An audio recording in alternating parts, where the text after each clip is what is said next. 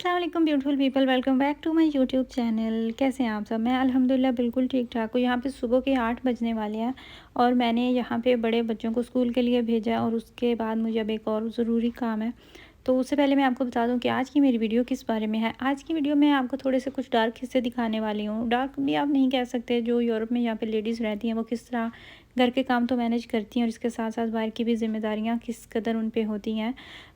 ये मैं इसलिए कह रही हूँ कि जितनी भी लेडीज़ के आप व्लॉग्स देखते हैं तो वो आपको अच्छी चीज़ें, पॉजिटिव चीज़ें या बना बना के या इस तरह की चीज़ें आप देख रहे होते हैं जो इन सब कामों के पीछे स्ट्रगल होती है या फिर ये कितने मुश्किल होते हैं। तो वो मैं थोड़ा सा कुछ शेयर करने की कोशिश करूँगी आपके साथ। इसका ये भी नहीं है कि मैं नेगेटिविटी फैला रही हूँ या मैं नाशुक्री कर रही हूँ, ऐसा भी बिल्कुल नहीं है, बस रियलिटी बताने वाली हूँ कुछ।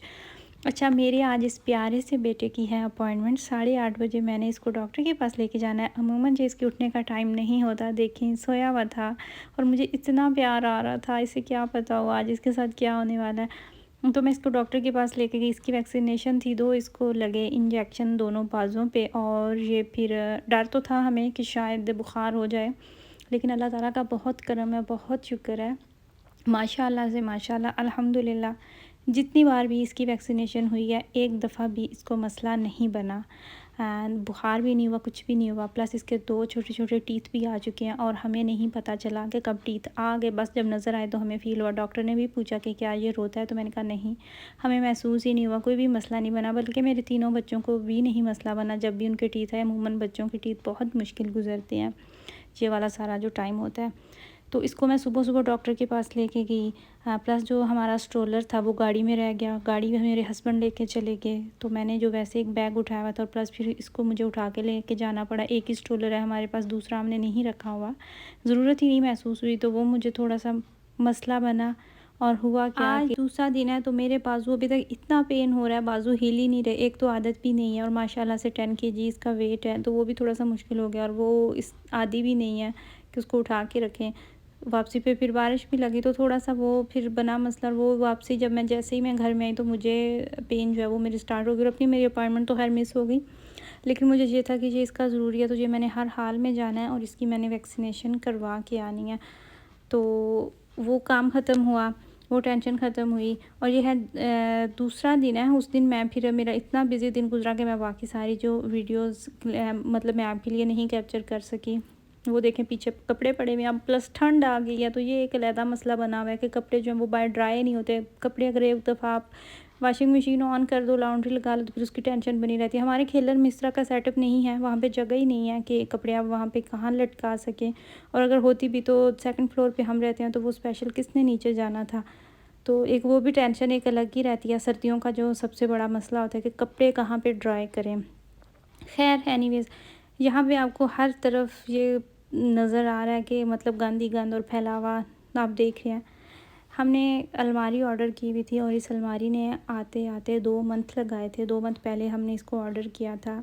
हमें एक अलमारी की ज़रूरत थी। हमारे अपने बेडरूम में एक अलमारी है, बड़ी वाली है, वो भी फुल साइज़ है। और उसके अलावा हमने बच्चों के रूम में अलमारी लगाई थी, वो भी मैंने वीडियो में आप लोगों के साथ शेयर किया। तो बच्चों के रूम में इतनी जगह नहीं थी, उनके 2 बेड भी रखे। वहाँ पे जितनी जगह थी अलमारी की, 1 मीटर और 80 सेंटीमीटर आई गेस, इतनी वहाँ पे हमने जगह, हमने साइज़ देख लिया था और फिर उतनी ही अलमारी हमने मंगवा के तो वहाँ पे लगा दी, बच्चों के लिए सेट कर दी। तो वो बस इतनी उसमें स्पेस है कि उनके अपने जो कपड़े हैं ना वो आए हुए हैं, लेकिन जो जैकेट्स और नए कपड़े जो लेके आते हैं वो रखने के लिए मुझे मसला बनता है। जगह नहीं थी तो फिर ये एक और हमारे 2 बच्चों के इसमें जगह थी, तो इस पर हमने ये तकरीबन 2 मीटर लंबी अलमारी है, तो ये फिर हमने ऑर्डर की और फाइनली ये आ गई। 2-3 दिन ये रही आके, तो बस टाइम ही नहीं मिला था कि इसको किस तरह सेट करें। तो वो फिर मेरे हस्बैंड जो है, बच्चों के चाचू भी आए हमारे पास ही हैं वो कुछ अरसे से, और कुछ अरसे तक वो हमारे साथ ही रहेंगे। तो फिर वो दोनों भाई मिल के अलमारी जो है उसको सेट कर रहे थे।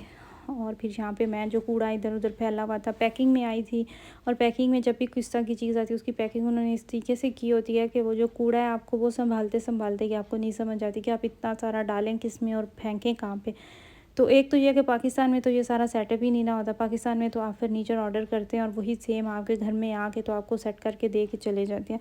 तो यहाँ पे भी इनकी भी सर्विस होती है अगर आप मार्केट में जाते हैं तो वो भी आपको सर्विस भी देते हैं कि आपके घर भी छोड़ के आएंगे, फिर प्लस अगर आप सेट भी करवाना चाहें तो भी वो सेट करके दे जाते हैं। लेकिन इसका होता क्या है कि उनकी फ़ीस इतनी ज़्यादा होती है, उनके चार्जेस इतने ज़्यादा होते हैं और फिर आए दिन आपको कुछ ना कुछ सेट करना ही पड़ता है घर में। तो वो सामान सारा आपके पास ऑलरेडी मौजूद होता है, तो आप ये सोचते हैं कि अच्छा फिर जो पैसे हमने उन्हें देने हैं तो आप वो पैसे बचा लें और आप ख़ुद जो है ना वो उस चीज़ को सेट कर लें। प्लस साथ इंस्ट्रक्शंस के लिए चंद पेजेस भी आपको दिए जाते हैं जिनको आप फॉलो करके स्टेप बाय स्टेप आप बहुत आसानी से काम कर लेते हैं। और वैसे भी आपको यहाँ पे रहते रहते 4 से 5 साल अगर हो चुके हैं तो आप लोग वैसे ही इतना यूज्ड टू होते हैं कि अपने सारे काम आप खुद ही कर लेते हैं, चाहे वो किसी भी तरह का क्यों ना हो, कोई भी काम क्यों ना हो। जो पाकिस्तान में हम बाहर से लोगों को बुला के तो अपना काम करवाते हैं। और फिर ये है कि ये भी डिफरेंस है कि यहाँ पे हर चीज़ें, हर सहूलत होती है जिसको यूज़ करते हुए आप बहुत आसानी से अपना काम कर लेते हैं, इतना मुश्किल भी वो नहीं लगता। तो यहाँ पे अलमारी जो है ये रेडी हो गई थी, ज़्यादा टाइम नहीं लगा था। इसके जो दरवाजे थे ना वो स्लाइडिंग डोर थे इसके, तो वो थोड़ा टाइम लेते हैं। लेकिन अगर वो भी ये है कि पहली दफ़ा अगर आप लगा रहे हैं तो थोड़ा सा टाइम लगता है, लेकिन इन्होंने बहुत जल्दी ये काम अपना जो है ना वो ख़त्म कर लिया। तो प्लस यहाँ पे जो चीज़ मुझे लगती है मुश्किल वो ये होता है कि जब आप पे घर की ज़िम्मेदारी होती है, फिर आपने बच्चों को इधर उधर लेके जाना, प्लस 2-3 बच्चे हैं आपके पास, तो बच्चों की अपॉइंटमेंट्स ही जान नहीं छोड़ती। छोटे बेबीज़ हैं तो वो उनके फिर आए दिन कोई ना कोई चेकअप डॉक्टर के पास आपने लेके जाना है। और फिर दूसरा ये कि बच्चे अगर स्कूल गोइंग है तो उनकी कोई ना कोई चीज़ आपको मार्केट से चाहिए, आपने वो लेके आनी है। उनके स्कूल में कोई ना कोई अपॉइंटमेंट है, तो फिर अगर आपके पास गाड़ी का लाइसेंस भी नहीं है, आपको कोई लेके आने जाने वाला नहीं, तो आप यकीन करें आपकी ज़िंदगी अज़ाब बन के रह जाती है। आपको समझ ही नहीं आती घर के काम ख़त्म करें, बच्चों को संभालें या फिर उधर जाएं। यहाँ भी अब मुझे अगेन अपने बच्चों को लेके जाना था, उनके डॉक्टर के पास अपॉइंटमेंट थी, उनके टीथ चेकअप करवाने थे। अब राज का तो वैसे हम नॉर्मली चेकअप, मिराज को भी लेके जा रहे थे नॉर्मली चेकअप के लिए, लेकिन मिराज के अभी टीथ जो है वो निकल रहे हैं, तो उसके ना पीछे जो बच्चों के एक्स्ट्रा टीथ आ जाते हैं, तो वो था कि वो भी एक दफ़ा डॉक्टर देख ले, चेक हो जाए, तो फिर टेंशन जो है ना वो ख़त्म हो जाएगी। इस मुश्किल टाइम से मैं भी गुजर चुकी हूँ, जब मुझे गाड़ी की ज़रूरत थी, बच्चों के स्कूल दूर थे, मुझे लेने जाना होता था मिराज को, अबराज को, तो तब मेरे पास भी गाड़ी नहीं थी। तो अब तो खैर अल्हम्दुलिल्लाह लाइसेंस ले लिया है, गाड़ी मेरे पास ड्राइव कर लेती हूँ। लेकिन अब ये हो गया कि डॉक्टर्स जो हैं बच्चों के वो सारे पास हैं, करीब है, तो दूर कहीं जाना नहीं पड़ता। अब बस यही होता है कि बच्चों को अगर आपने लेके जाना होता है तो फिर साथ में अगर एक छोटा बच्चा हो तो वो फिर माँ को समझ नहीं आती, बंदा पागल हो जाता है। बारिश हो रही है, सर्दी हो रही है, स्नोफॉल हो रही है, छोटे को भी साथ लेके जाएं, एक बच्चा बीमार है तो दूसरों को भी लेके जाएं। और आप यकीन करें यहाँ पे रहते रहते लेडीज़ इतनी मज़बूत और इतनी सख्त जान हो जाती है ना, मेंटली भी और फिज़िकली भी। आप सारे काम जो है ना वो चुटकियों में अपने कर लेते हैं। और पाकिस्तान में यही समझते हैं कि वहाँ पे औरतें बैठी हैं तो झूले उन्हें झुला रहे हैं तो बस आराम से बैठी हैं।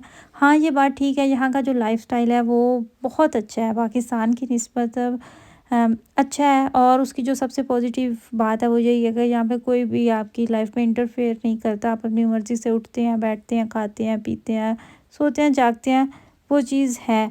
लेकिन ये चीज़ भी अचीव करने के लिए हम लोगों को बहुत सी कुर्बानियाँ देना पड़ती हैं। हमारे भी इख्तियार में नहीं होता, मेरी तरह और भी जितनी लेडीज़ हैं हमारे किसी के भी इख्तियार में नहीं होता। बस आपका रिज़्क होता है, दाना पानी होता है, आपको कहाँ से कहाँ ले जाता है। यहाँ पे मिराज का जो एक टीथ है वो हिल रहा था, डॉक्टर ने जब चेकअप किया तो उसका टीथ जो है वो निकल गया बाहर। तो वो फिर उन्होंने हमें पैकिंग में डाल के पैक करके साथ दिया था कि आप ले जाएं अगर आपने लेके जाना है तो। वो मैं दिखा रही थी। एक बात बनी हुई है कि इंसान कभी भी सेटिस्फाइड नहीं होता, इंसान खूब से खूब तर की तलाश में रहता है और इंसान का पेट सिर्फ कब्र की मिट्टी भर सकती है। यहाँ पे रहने वाले पाकिस्तान को तरसते हैं और पाकिस्तान में रहने वाले यहाँ को तरसते हैं। वही चीज़ जो हमारे पास नहीं होती हमें वो चीज़ अट्रैक्ट कर रही होती है। लेकिन अल्लाह ताला का शुक्र है, अल्लाह ताला जिस हाल में भी रखे। यही थी मेरी आज की वीडियो। आई होप कि आपको मेरी वीडियो अच्छी लगी हो। अपनी फैमिली का ख्याल रखिएगा, मुझे और मेरी फैमिली को दुआ में याद रखिएगा। अल्लाह हाफिज़।